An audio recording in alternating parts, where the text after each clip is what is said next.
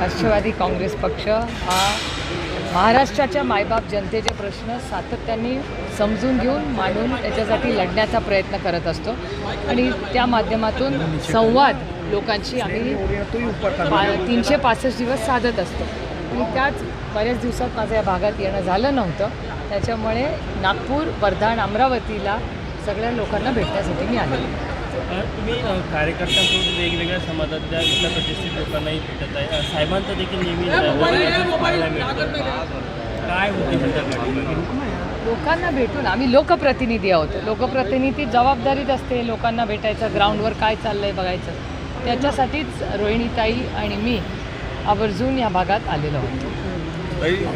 वाघ नखत आणली जात आहे, त्याच्यावरून कॉन्ट्रोवर्सीसुद्धा होताना दिसते आहे. तुम्ही कशा प्रकारे बघता?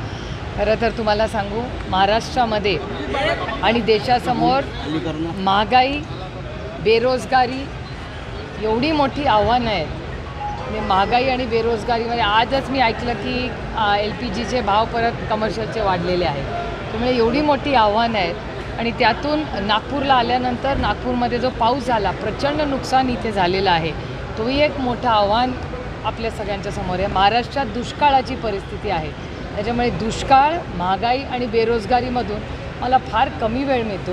पण जे काय थोडंसं वाचण्याची संधी मिळाली त्याच्यात इतिहासकारक असं म्हणतात की हे ओरिजिनल नाही आहे. त्याच्यामुळे मला वाटतं त्यातले जे तज्ज्ञ आहेत त्या तज्ज्ञांनी मार्गदर्शन करावं. मी काय त्याच्यातली तज्ज्ञ नाही, पण वर्तमानपत्रात तज्ज्ञांचं जे म्हणणं आहे त्याच्या मताप्रमाणे ओरिजिनल नाही असं म्हणतात. त्याच्यामुळे बघूया काय म्युझियम काय म्हणतात. आता महाविकास आघाडीचे 3 पक्ष आहे आणि एकत्रित बघता ह्या दोन्ही जागांना घेऊन तुम्ही कशा प्रकारे रणनीती? एक तर तुमचं एडिटोरियल तुम्ही मला सांगणार का? माझी रणनीती मी तुम्हाला कशी सांगणार? अमरावती जागी संदर्भात काय भूमिका राहणार आहे? आता बघूया ना, चर्चा झाल्यावर बघू, मार्ग काढू. काँग्रेसचे आमदार रोहिदास पाटील यांच्या सुटकेतीवर कालपासून इन्कम टॅक्सची धाड पडलेली आहे. त्यासह इतरही ठिकाणी धाड पडली आहे. नाना पटोले यांनी त्यांना लोकसभेची जबाबदारी दिली होती. मला काय आश्चर्य वाटत नाही हो. सगळ्यांना सवय झाली या देशामध्ये. ते आईस करतात. आईसचा अर्थ माहिती आहे का तुम्हाला? आईस म्हणजे बर्फ नाही. आईस म्हणजे ICE, income tax, CBI, ED. विरोधात बोललं की आईस. त्याच्यात काय नवीन काही नाही या देशामध्ये. जो विरोधात सत्तेच्या बोलेल, भारतीय जनता पक्षाच्या विरोधात बोललं की आईस. त्यांच्या पक्षात गेला की पूर्णपणे त्यांचं जे काय वॉशिंग मशीन आहे तिथून बाहेर आलं की नो आईस, एकदम डिफ्रॉस्ट, काय प्रॉब्लेम नाही. त्याच्यामुळे आम्हाला सवय झाली आहे. रोहित पवार की यहाँ भी ED की कार्रवाई हुई थी. एकेरी भाषेत उल्लेख करत टीका केली. सॉरी जरांगे पाटलांनी छगन भुजबळ यांचा एकेरी उल्लेख करत त्यांच्याबद्दल. मी काय ऐकलेलं नाही त्याच्यामुळे मला बोलता येणार. रोहित पवार पे भी ED की कार्रवाई हुई 2-3 ये दिन तो पहले. सब विपक्ष पे देता है. आपका जो अगर चैनल या वर्तमान पत्र पढ़े उसी में किसी ने RTI किया था, जो पेपर में ही मैंने पढ़ा था कि 95% जो केसेस है वो ऑपोजिशन पे है, ऐसा RTI का डेटा कहता है.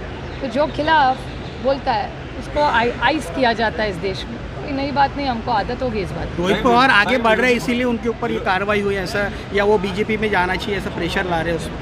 हो सकता है. देखिए आपके भी मन में ऐसा ही आया है ना. हो सकता है आजकल जमाना ऐसे ही हो गया. विजय वडेट्टीवार यांनी म्हटलं की मराठवाड्यामध्ये मराठ्यांना कुणबींचे जे प्रमाणपत्र आहे ते पैसे देऊन मिळतात आहे. अंबादास दानवेंनी सुद्धा तशा प्रकारचं प्रमाणपत्र बनवलं. त्याच्यावर आकडा सांगितला 28 लाख 28 लाख आकडा सांगितला. आता किती लाख वगैरे मला याची फारशी काही माहिती नाही. पण प्रशासन हे जे ट्रिपल इंजिन सरकार आहे त्या ट्रिपल इंजिन सरकारने उत्तर दिलं पाहिजे ह्याचं. गौतमी पाटील यांच्या जो हे झाला होता जिल्हा परिषद शाळेमध्ये, त्यात गुन्हा दाखल झाला होता. दीपक केसरकर म्हणाले होते की कारवाई करू, परंतु काही झालेली नाही.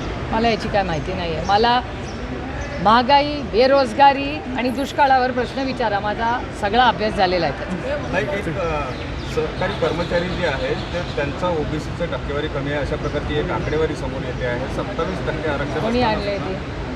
आणली कोणी? छगन भुजबळांनी चर्चा नाही. चर्चा कसं मी भुजबळांनी सांगणार? मांडली त्या दिवशी बैठकीत. मी त्या बैठकीत नव्हते त्याच्यामुळे मला नाही माहिती कोणी काय मांडली आहे. डेटा मला वाटतं सरकारकडे किंवा RTI करून तो मागवता येईल.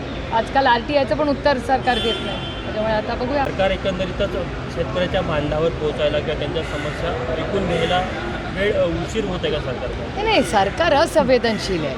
परवाच्या दिवशी कांद्याची एवढी मोठी दिल्लीला मीटिंग झाली. कोण गेलं इथून? नाशिकमधले किती आमदार, खासदारांना, मंत्र्यांना बोलवलं होतं का? महाराष्ट्रातले किती मंत्री दिल्लीला गेले? एवढा मोठा कांद्याचा विषय असताना, एवढी अडचणीत कष्ट करणारा शेतकरी आले असताना एक तर चुकीचं धोरण, 40% टॅक्स लावला आहे कांद्यासाठी. मी 4 महिन्यापूर्वी हे पियुष गोयलांना ट्विट करून विनंती केली होती की कांद्याचा प्रश्न खूप गंभीर होणार आहे, कृपा करून असे काहीतरी निर्णय घेऊ नका. तुम्ही माझा व्हॉट्सॲप चेक, माझा ट्विटर अकाउंट चेक करू शकता. 4 महिने सातत्याने मी सांगते की जगामध्ये कांदा कमी आहे, महाराष्ट्रात कांदा कमी, देशात सरप्लस कांदा आहे, जगामध्ये कांदा कमी आहे. कृपा करा आणि परदेशात कांदा जाऊ द्या, शेतकऱ्याला 2 पैसे मिळतील.